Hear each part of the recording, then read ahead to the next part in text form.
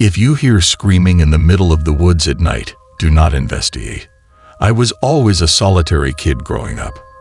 I grew up on the outskirts of my little town that I grew up in, and never really had any friends. I would hang out with someone here and there, but for the most part I stuck to myself, even in high school. Because of my voluntary solitude, I found time to invest in hobbies like fishing, hunting, and playing cards.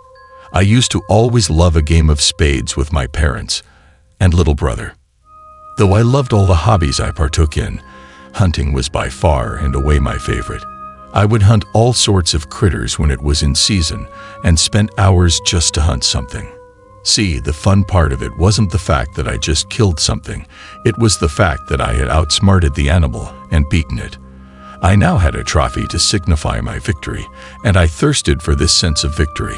Nothing even came close to the euphoria supplied to my brain when I came home with a fresh kill under my belt.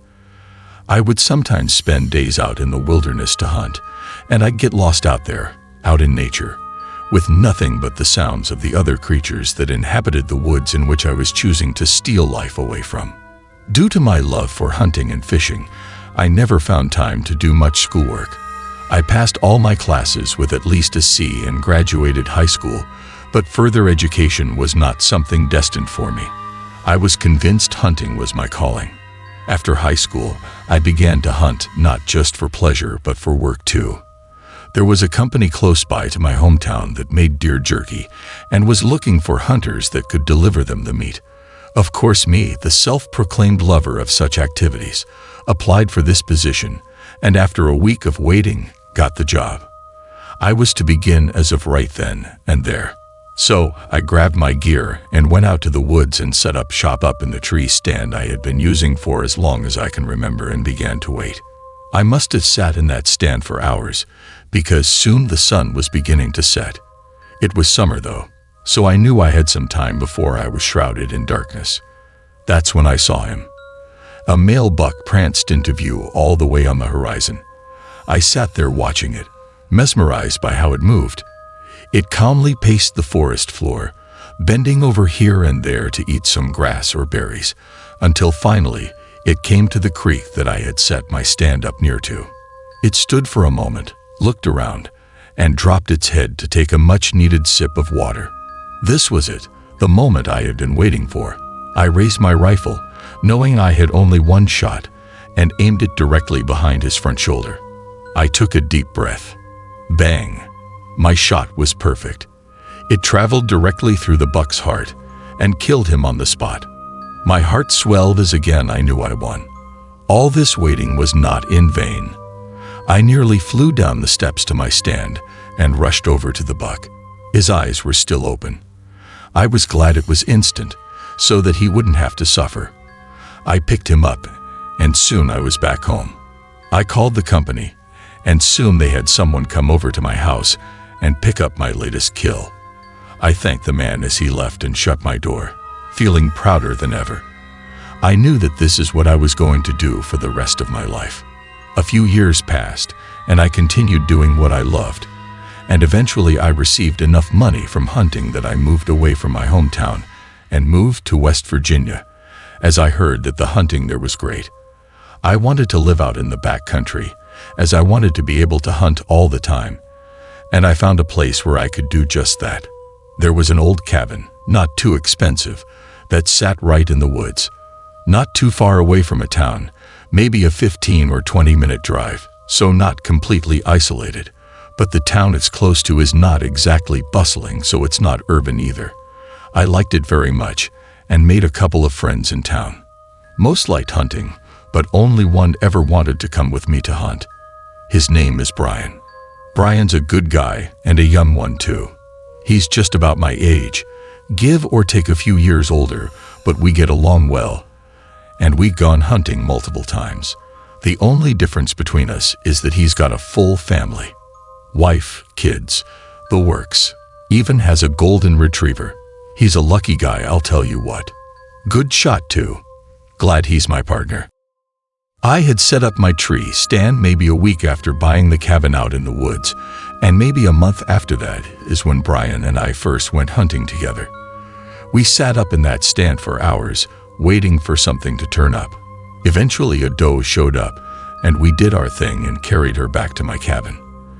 At this point, I had learned enough about the making of jerky to know how to do it myself, and with the help of Brian, we skinned the doe and began making jerky and venison steaks. That was a good night. We would go hunting maybe once or twice every 2 weeks, but I would go hunting almost every night. At this point, I had found another company somewhat close by, maybe an hour away, that again needed hunters to gather meat and send it in to them. So once again I applied and got the job. Everything seemed to be going well. I was good at my job, and it paid well. Because I was up in that tree stand for so long, almost every night, I knew just about every sound in the woods, from the elk yells, to mountain lion screams, to foxes and coyotes. You give me a noise out in those woods, I could tell you exactly what animal it was, and sometimes which gender it was. That's what made this certain night so different. Like usual, I was up in my stand, and I heard a scream. I played it off like it was nothing, because it probably was nothing. Except this scream was different. It sounded similar to something I've heard before, but I couldn't put my finger on it. Brian was with me, and he couldn't figure it out either. Usually we don't really care about these noises, as it's not exactly our business to worry about every little sound we hear in the woods at night. However, this noise was just wrong. Something was not right with this scream, and after a good 10 minutes of sitting through it and thinking through every animal it could be, Brian and I decided that we would go check it out. After all, we were armed and both good shots, and if it was a mountain lion, we figured it would run away if it heard us coming. We got down from the stand and began our walk towards the direction of the scream. After a minute or two, we could tell we were getting closer because the noise was getting louder.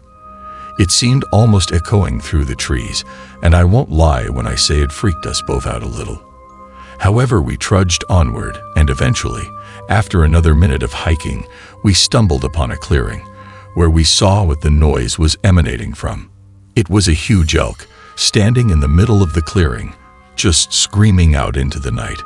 We looked at each other, and through the relieved look on Brian's face, I could tell he still shared the same uneasiness that I was feeling. We turned to look at the huge elk, still wailing, and deciding to let it be, walked all the way back to the stand. After some back and forth, we decided it would be in our best interests to call it a night and just go home. When we hunted at night, Brian usually stayed in the guest room in my cabin, as it was usually late when we got done, 2 or 3 in the morning, and he didn't want to wake his children or wife up coming home. So he crashed at my place. However, even though we were far away now from the elk, it seemed as though it had followed us and was just as loud as ever. This freaked us both out a little bit, but we figured if we went to sleep it would all be over in the morning. So we did, but it wasn't the ending. When we woke up, the scream had disappeared. We were relieved, and Brian said his goodbye and left for his home.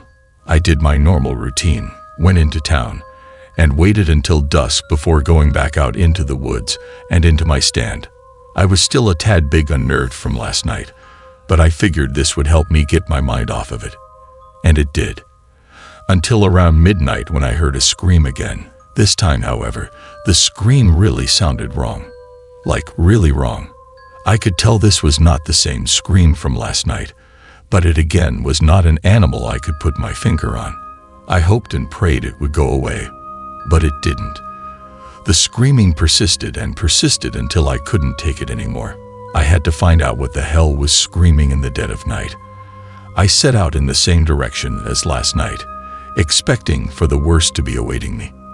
I trudged and trudged through the underbrush until finally I reached the clearing from the night prior, where the scream had reached its peak. What I saw, however, shook me to my core. There was no elk this time, like I had expected. No, there was a figure standing in the middle of the clearing, facing away from me. I froze, unable to comprehend what I was witnessing. This thing was massive, at least 8 feet tall, and I couldn't tell if it was human or something else. I'll admit it, I was terrified.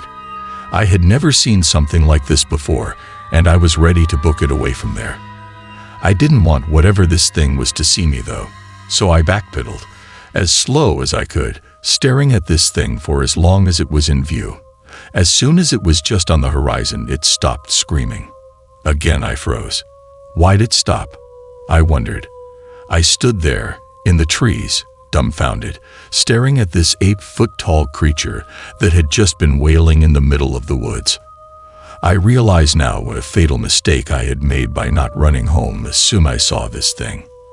As I stood there, this thing turned around, and my body was struck with fear. Though I was at least 300 yards away from this thing, it stared directly at me, and I knew it knew I was there. Its yellow eyes pierced daggers into my heart as it got down on all fours and began wailing once more, starting to gallop towards me. I stood there frozen for another moment before booking it. I knew all the shortcuts to my house and I took them all, knowing I may not have much time left. I sprinted faster than I have ever sprinted, hearing its echoing cries in the distance, its growing intensity only proving I was going too slow. As the sound grew louder than ever, I saw my house. I fumbled with my keys to get to the one that opened my front door, and as I reached the porch I found it. I unlocked the door and shut it as soon, and I reached it. The cries were right outside, and I knew whatever this thing was, it was on my porch, searching for a way to get inside. Terrified, I hid in my freezer, where I hoped the smell of meat and ice would help mask my scent to the being. This is where I've been hiding for the last 2 hours. The creature has now found its way inside my house, and I can hear it moving around upstairs, tracking any signs of me. I am in the basement and in the cooler, so hopefully it won't find me in here. I tried texting Brian to get over to my place, but my messages haven't been going through. And given it's 3 in the morning, I doubt he'd see them anyways.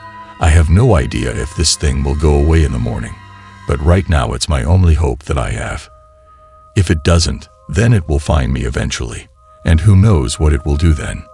If you're seeing this, please, I'm begging you, please heed my advice.